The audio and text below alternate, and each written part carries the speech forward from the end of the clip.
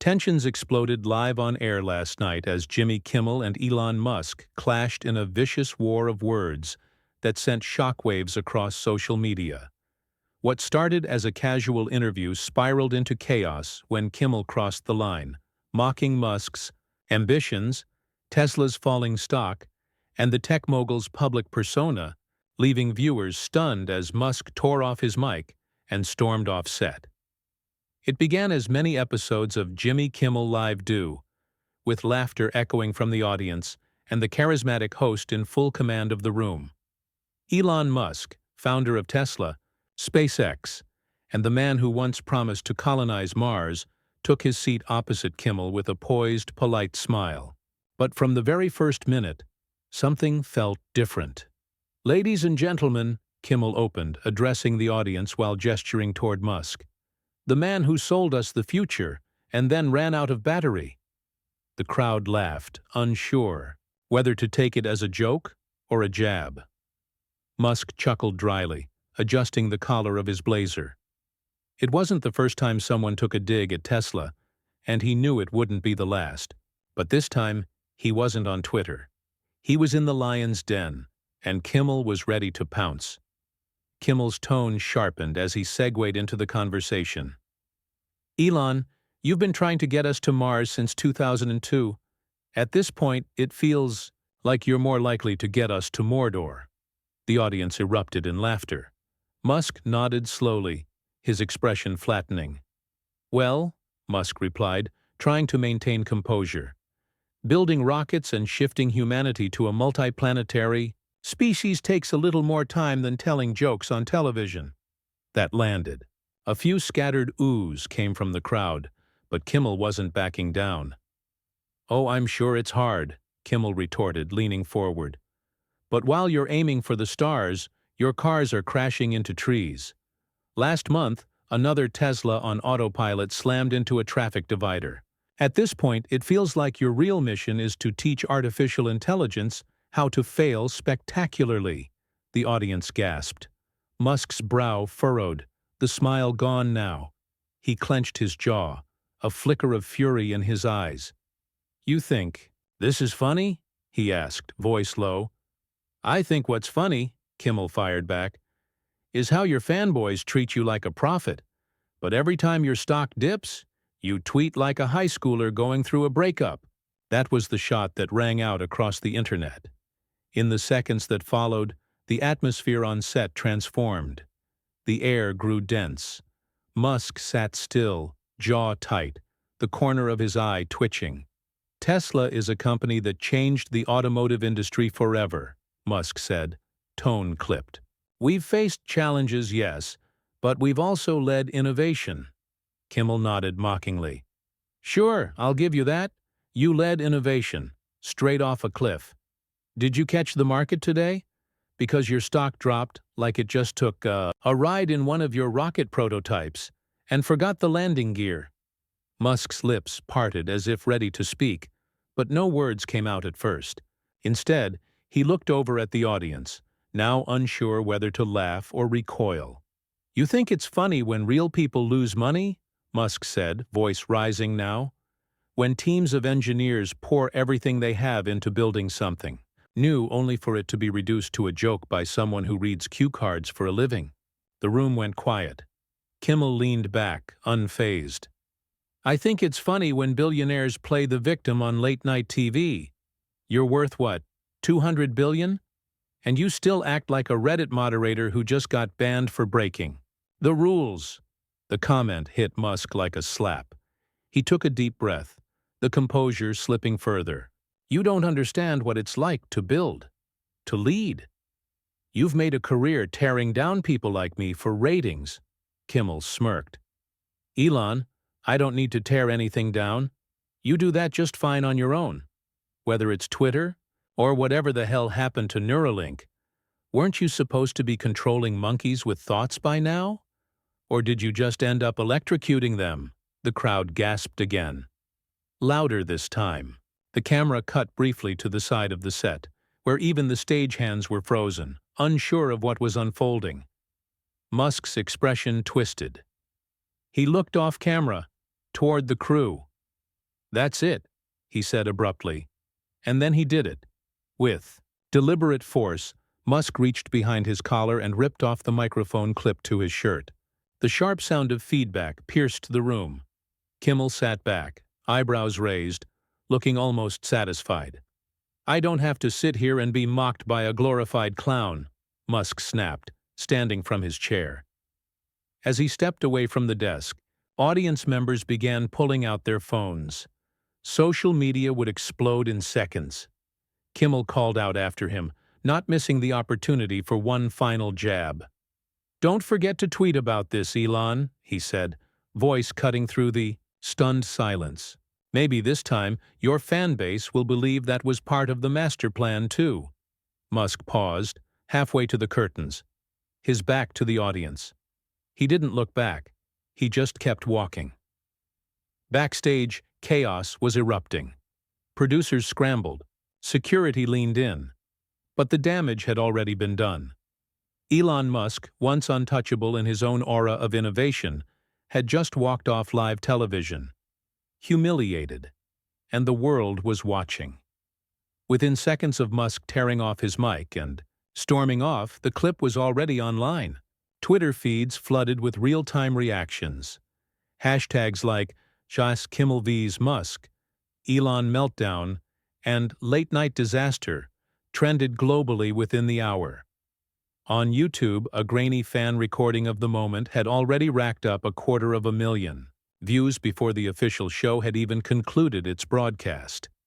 Back on set, Jimmy Kimmel leaned back in his chair with a smirk, letting the echo of his final jab settle over the room. The audience didn't quite know how to respond. The usual laughter and applause were gone, replaced by a thick, almost electric tension. The cameras were still rolling, but the energy had shifted. It was no longer a late-night comedy show. It was a battlefield that had just claimed one of the most prominent figures in the tech world. "We'll be right back," Kimmel said calmly, waving toward the side of the stage, even though there was no planned commercial break. The producers frantically cut the feed and went to a holding screen. Behind the scenes, Kimmel rose from his chair and walked calmly toward the wings, where executive producer Jill Roberts stood, headset on, face pale. "What the hell just happened?" she whispered, eyes darting between Kimmel and the monitors. Kimmel shrugged. "He didn't like the truth, Jill. That's all." Security radioed in. Musk had left the building. No press statements, no handlers, no limo. He walked out the side entrance in silence, refusing even to acknowledge the fans outside. The camera crew backstage captured a fleeting glimpse of him vanishing into a black SUV, the door slamming shut with the weight of finality. But while Musk left the building, his name stayed behind, haunting every screen in the control room. "Jimmy," Jill said, lowering her voice, "this is going to blow up. You realize Tesla's stock dropped 3 points during the show?" Kimmel blinked. "Seriously?" "Yeah," she said. "Real-time dip. Investors are panicking. They're blaming your remarks. This could actually—" "I made jokes," Kimmel interrupted. "He's the richest man in the world. If he can't take a few jabs, he shouldn't be on television." But it wasn't just a few jabs. It was an all-out public evisceration. Clips of Kimmel mocking Tesla's crashes, Neuralink's experiments, and Musk's erratic social media behavior were already circulating in reaction videos across TikTok, Instagram, and late-night commentary streams. One particular moment, the monkey line, had been clipped, captioned, and turned into 1,000 memes by the time the show's closing credits rolled. In the green room, staff gathered around a monitor, watching cable news pick up the story. CNN aired a rapid-fire breakdown of the argument, while MSNBC speculated on its potential impact on the tech sector. Fox News ran a chyron that read, "Musk explodes on Kimmel. Tech tycoon humiliated on national television." The fallout had begun. Meanwhile, Elon Musk was holed up in his hotel suite at the Beverly Wilshire. His personal assistant tried to speak to him, but he waved her off. Alone, he sat in the dark, staring at his phone screen, watching clip after clip of himself, being ridiculed. He scrolled past memes, think pieces, and even satirical cartoons already mocking his exit. For the first time in years, Musk didn't have a snappy tweet ready. No memes, no comebacks, no Dogecoin to the moon jokes. Just silence. Then, breaking the stillness, his phone buzzed again. Another alert. Tesla's stock had fallen by nearly 6% in after-hours trading. Investors were in full-blown panic mode. Tech analysts on Bloomberg speculated that Musk's public image had reached a potentially irreversible low point. And at the center of it all, Jimmy Kimmel. Back in the studio, Kimmel returned to the desk, readdressing the camera. "Ladies and gentlemen," he said, holding back a grin, "our guest tonight was Elon Musk. He left early." The crowd laughed, awkwardly. Kimmel continued, eyes gleaming. "Look, I get it. It's not easy being Elon. You try to revolutionize transport, space, currency, consciousness, and then get your ego bruised by a late-night host with a Wi-Fi connection and a coffee mug." The audience chuckled louder now, the tension slowly breaking. "But let's be clear," he added, dropping his tone an octave. "We need to stop pretending these tech giants are beyond criticism.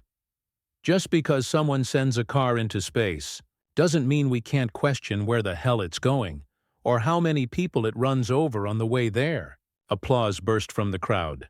Kimmel leaned forward. "Innovation doesn't make you untouchable, and money doesn't mean you're always right. Sometimes it just means you can afford better PR." The camera zoomed in. Kimmel delivered his final line without blinking. "And sometimes all that money can't save you from walking off a stage you weren't ready for." Cut to black. The clip aired uncensored within an hour, and it hit like a bombshell. News anchors, YouTubers, and TikTok creators began dissecting every second of the confrontation. Reaction videos flooded in. Some praised Kimmel for punching up and holding Musk accountable. Others accused him of going too far, of baiting a guest into an emotional collapse for ratings. But the audience was glued. Within 12 hours, major outlets ran headlines like "Kimmel's takedown of Musk sparks corporate firestorm" and "Musk walks, stocks fall. Is this the end of his media charm?" Even the Wall Street Journal weighed in, calling the clash a pivotal moment in the evolving relationship between celebrity, tech, and public accountability. But it was the internet that truly turned the moment into a cultural lightning rod. On Reddit, users compiled a timeline of Musk's recent PR disasters. On Instagram, influencers posed in parody Musk meltdown merch. And on TikTok, teens lip-synced to Kimmel's line, "He left early," as if it were a pop lyric. Back in the Beverly Wilshire, Musk scrolled through his notifications, face bathed in the blue light of public disgrace. He opened his Twitter app, hovering over the compose button. His fingers trembled, but he typed nothing. Deleted the app, and tossed his phone face down onto the couch. The confrontation had ended, but the reckoning had only just begun. By morning, Elon Musk's silence was louder than any tweet he could have written. That silence became the story. Across newsrooms, boardrooms, and comment sections, everyone was asking the same question. What is Elon going to do now? He'd built an empire not just on technology, but on the mythos of being untouchable. A visionary who bulldozed through bureaucracy, media criticism, and economic doubt. But the Jimmy Kimmel confrontation had done something few believed possible. It cracked the armor. The man who once dared nations to catch up was now being openly ridiculed in comedy monologues and viral memes. And he hadn't said a word in over 16 hours, until noon. It began with a photo posted on Musk's X profile, formerly Twitter. A moody black and white image of a SpaceX rocket mid-launch, captioned simply, "Rockets go up, comedians go down." The internet ignited. Within moments, Musk's supporters flooded the replies, defending him, praising him, and blaming Kimmel for ambushing the tech mogul with personal attacks. But just as quickly, critics clapped back, pointing out Musk's thin-skinned reaction and calling the post a fragile billionaire's tantrum disguised as poetry. Kimmel, naturally, wasted no time responding. That night's episode of Jimmy Kimmel Live opened with the same energy as the night before, but this time, Kimmel walked out to a crowd buzzing with expectation. The tension from last night hadn't dissipated. It had fermented into something richer. The viewers were no longer passive. They were watching a duel unfold in real time. "Well," Kimmel said as the applause died down, "Elon Musk finally tweeted. And it was about as subtle as a Tesla battery fire." The audience roared with laughter. He continued, pacing the stage like a stand-up comic in control of his crowd. He posted a picture of a rocket going up and said, "Comedians go down." And listen, I don't want to get into a rocket measuring contest with the guy, but Elon, buddy, you've got billions of dollars, 6 companies, and apparently no sense of humor.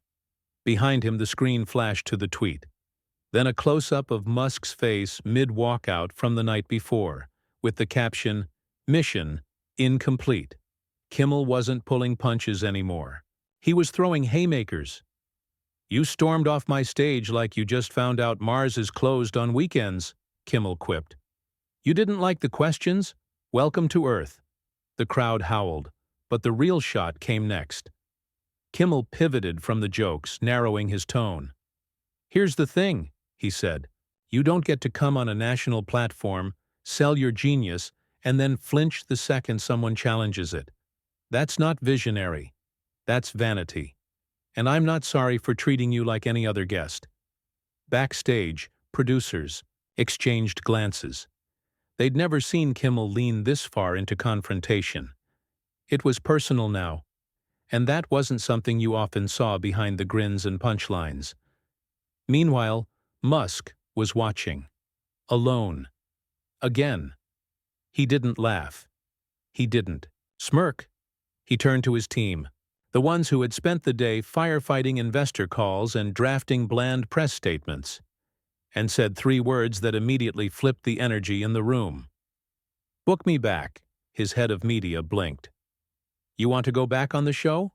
"I want to end it on my terms," Musk replied coldly. "And I want to do it this week." The room fell into hushed activity. Calls went out. Emails sent. Tesla's legal team flagged the potential risks. PR flagged the benefits. Musk didn't wait for consensus. He never had. The next morning, a surprise announcement came from ABC. Elon Musk to return to Jimmy Kimmel Live tomorrow night in exclusive follow-up interview. It felt less like an appearance and more like a rematch. Social media lost its mind. The announcement was met with disbelief, excitement, dread, and wild speculation. Was it damage control? Was Musk going to apologize? Clap back? Take control of the narrative? Nobody knew, but everyone was watching. Kimmel, for his part, was unfazed. This time, he told his writers in the pre-show briefing, "No kid gloves. He gets the spotlight, sure, but he's not walking out of here looking like a martyr." Thursday night arrived. The air outside the studio buzzed. A crowd formed hours before taping. Fans, protesters, tech nerds, comedy stands. They all came, some in Tesla shirts, others holding cardboard signs that read, "Comedy isn't canceled." Inside, the atmosphere was thick with anticipation. Musk arrived through the back entrance. Flanked by tight-lipped handlers and 2 new PR hires he hadn't bothered to remember by name. He wasn't smiling. He wore no tie. Just a dark jacket and the heavy eyes of a man who'd spent 48 hours being dissected by the world. He stepped onto the stage to restrained applause. Kimmel greeted him with a measured smile. "Welcome back," he said, motioning for Musk to take a seat. "Didn't think we'd see you again so soon." Musk sat, leaned back. "Neither did I."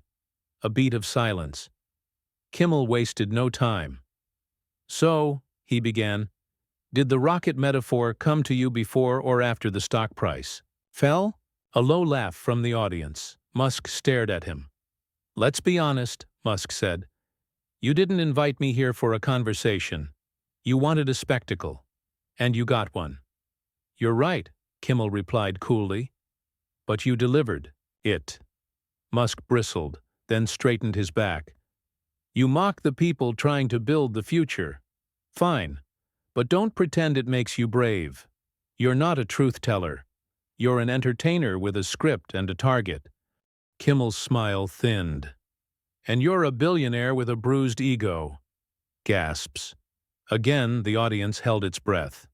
Tell me, Elon, Kimmel continued, when's the last time anyone told you no? When's the last time someone challenged you without being fired or sued? Musk didn't flinch. You think you're challenging me? You're playing to a crowd. You're a man with a camera pandering for applause. And you, Kimmel shot back, are a man with a spaceship, desperate for validation. For a second, the two men locked eyes. Two titans of their respective arenas, commerce and comedy, staring down each other on live television. The audience was silent, the camera capturing every micro-expression, every twitch of discomfort, every nuance of what was quickly becoming the most talked-about exchange in late-night history. Then Musk leaned in. You think you've won something? He asked. You've made a moment. Congratulations. But you're still the same guy cracking jokes while other people build the world you're laughing at. Kimmel didn't back away. Maybe, he said, but at least when I leave this stage, I won't have to explain to the world why a car company's crashing harder than its cars. The audience gasped again, louder this time. Someone in the back actually groaned. The camera zoomed in on Musk. He blinked slowly and smiled. But it wasn't the smile of victory. It was the smile of someone who had just decided to play a very different game. Elon Musk leaned forward, hands clasped, elbows on the desk, gaze locked on Jimmy Kimmel. It wasn't casual anymore. It wasn't comedic. There was something surgical in his posture. Measured, cold, calculating. The crowd, sensing the tonal shift, quieted to an eerie stillness. No, Musk began, his voice low and deliberate. I've had people come at me before. Journalists, competitors, politicians. But there's something uniquely smug about your approach. Kimmel raised an eyebrow. Smug? Yes, Musk said. You operate under the illusion that mockery is morality. That because you're clever, you're also right. The audience murmured. Kimmel leaned back slightly, the tension finally beginning to settle under his skin. Musk wasn't done. You sit here, night after night with a microphone and a crowd that laughs on cue. You throw out pot shots, pretend it's just satire, then pat yourself on the back for speaking truth to power. But all you've done is hijack a cultural narrative that gives you immunity while pretending to be the underdog. Kimmel smirked, but it was tighter now. Says the man who just tanked his own company's stock because he couldn't take a joke. Musk shook his head. No, Jimmy. I tanked it because I made the mistake of thinking this show was about conversation. It's not. It's about performance. So let's perform, shall we? He turned slightly, facing the audience for the first time since returning. You all laughed when he called me a failure. When he mocked the rocket that helped deliver thousands of Starlink satellites. That brought connectivity to places no government ever bothered to care about.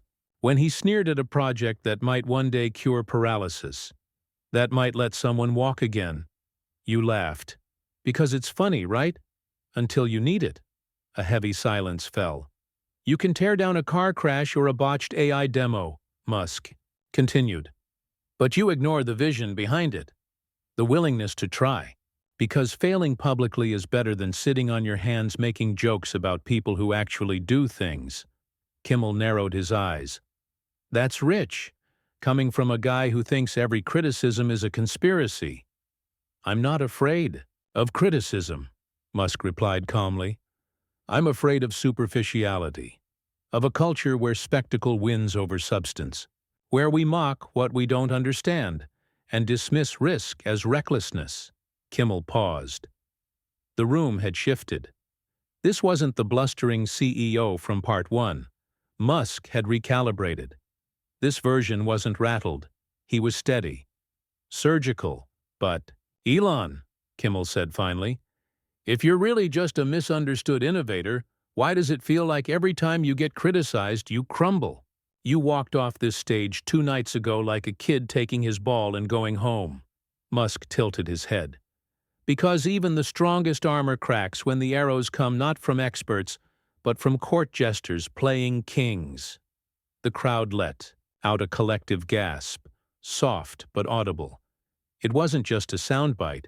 It was an open declaration. "You think comedians are kings now?" Kimmel asked, half laughing, unsure whether he should be amused or insulted. Musk met his gaze. "No, but they've convinced the world they're smarter than the people actually building it." The camera didn't cut. Not once. The director knew better now. Every second was cinematic gold. Kimmel stood up. Musk didn't move. "I'm not going to apologize for holding powerful people accountable," Kimmel said, his tone now more serious. "You've made decisions that affect the environment, the economy, even democracy itself. You want applause for trying? Then take the heat when it doesn't work." Musk stood too. "I've taken heat from real thinkers, real critics. What I won't take is applause for failure and silence for effort. You want to make fun of my stumbles? Fine. But don't pretend it's courage. It's entertainment. Nothing more." The room now felt like a courtroom. 2 men standing. No desk between them. Only the thin, invisible thread of cultural power. One, representing innovation. The other commentary. Kimmel spoke again. Quieter now. "You know what's really fragile? A billionaire demanding reverence on a comedy show. You came here for redemption. But all you've done is confirm what people already believe, that you can't laugh at yourself." "I can laugh at myself," Musk replied. "I just prefer to do it with people who've built something more substantial than punchlines." The words hit like a gavel. The audience stirred again, uncertain now. Was this still a roast? Was it still a joke? Or had something deeper, more uncomfortable, settled into the room? Kimmel took a breath. He was a veteran. He'd faced controversy, scandals, even threats before. But this wasn't like any guest he'd hosted. Musk wasn't just rebutting. He was rewriting the format, turning Jimmy Kimmel Live into a philosophical cage match. And somehow he was holding his ground. Jimmy looked toward the camera. "You know, this started as a joke," he said. "Just another night, another guest. But Elon, this isn't a TED Talk. This is a talk show. And sometimes the point is to laugh. To take people down a peg when they start thinking they're bigger than reality." Musk smiled again.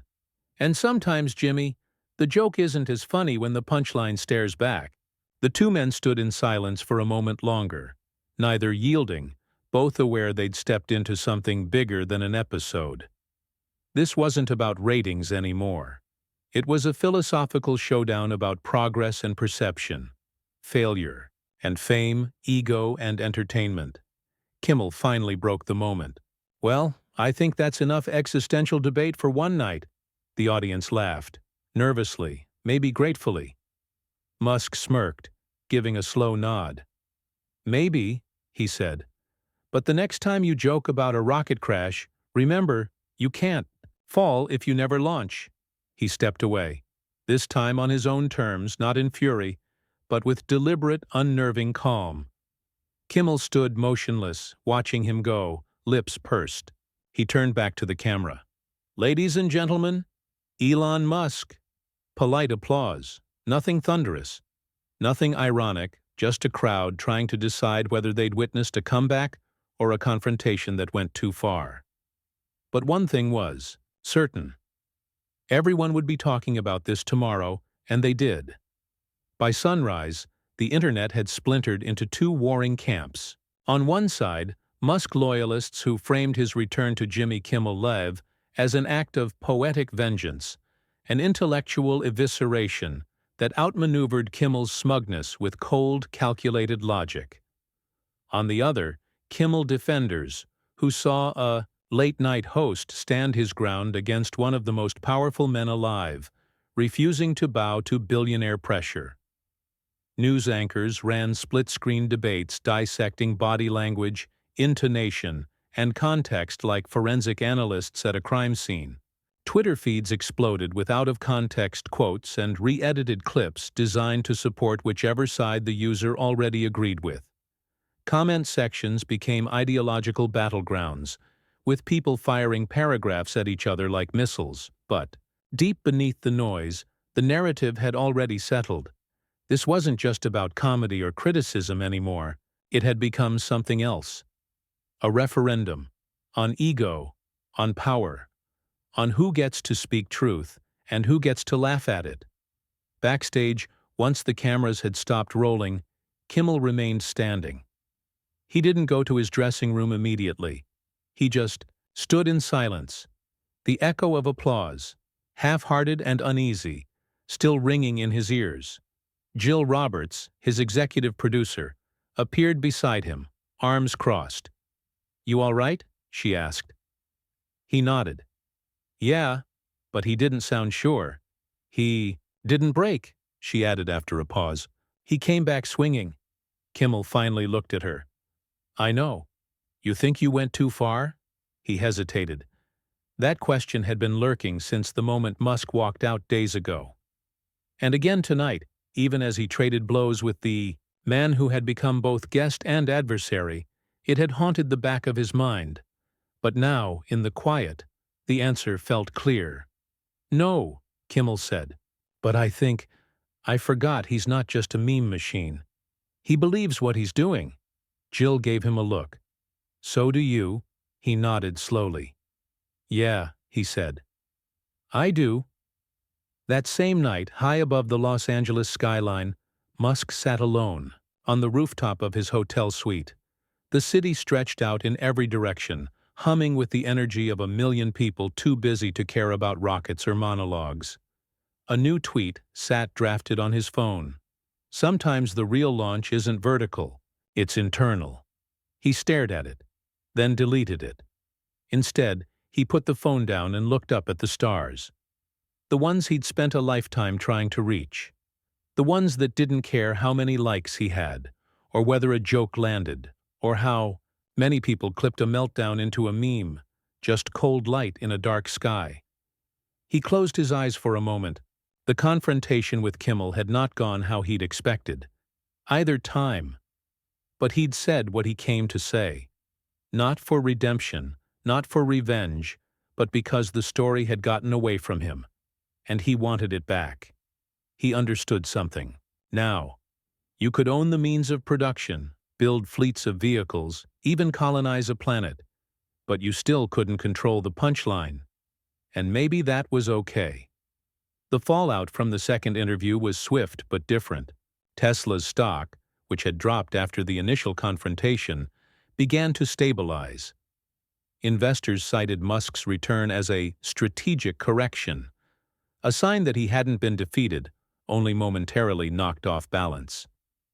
Tech blogs ran headlines like "Musk reclaims narrative" and "Kimmel confrontation becomes cautionary tale for media elites." But public opinion didn't bounce back as quickly. The incident had exposed something fragile in Musk's public image, something human. And while some admired that, others never forgot the walkout, the rage, the silence. In an age of brand as identity, that kind of vulnerability left a mark.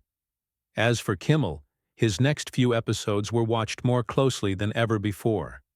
Every joke parsed, every monologue analyzed. But gradually, the frenzy died down. He returned to form, interviewing actors, joking about politics, roasting pop culture with the same familiar charm. Still, something had changed. He'd faced a titan and survived, but not untouched, not unchallenged. On the following Monday, he opened the show without a monologue. Just a chair and the camera close. "No jokes tonight," he began. "Just a thought." He paused, letting the quiet work. "Sometimes, when we challenge powerful people, we forget they're people too. Doesn't mean we stop, doesn't mean we hold back, but maybe, just maybe, we remember that underneath the influence, the money, the headlines, there's still someone trying, just like the rest of us." The audience clapped, not wildly, but with understanding. He smiled.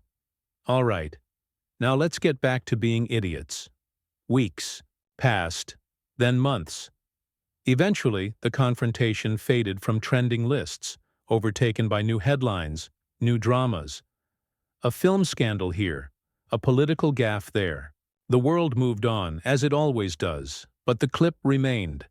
A cultural artifact, a rare moment when two worlds, entertainment and innovation, collided under the unforgiving glare of stage lights, and neither side blinked. In classrooms, it was dissected in media ethics lectures. In comedy circles, it became a lesson in where to draw the line and how to stand behind it when crossed.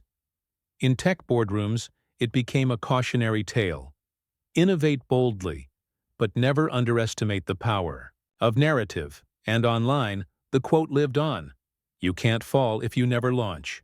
Some saw it as defiance, others as delusion. But for those who truly listened, it was something else entirely. It was a reminder that in a world addicted to spectacle, the most honest thing you can do, whether you're a comic or a CEO, is to show up, say your piece, take the hit, and walk off stage with your dignity intact. Both men had done that, differently, but undeniably. The story had ended, not with a walkout, not with a victory, but with two men, both bruised, both standing on a stage neither would forget. And the world, it kept watching. But it had already moved on.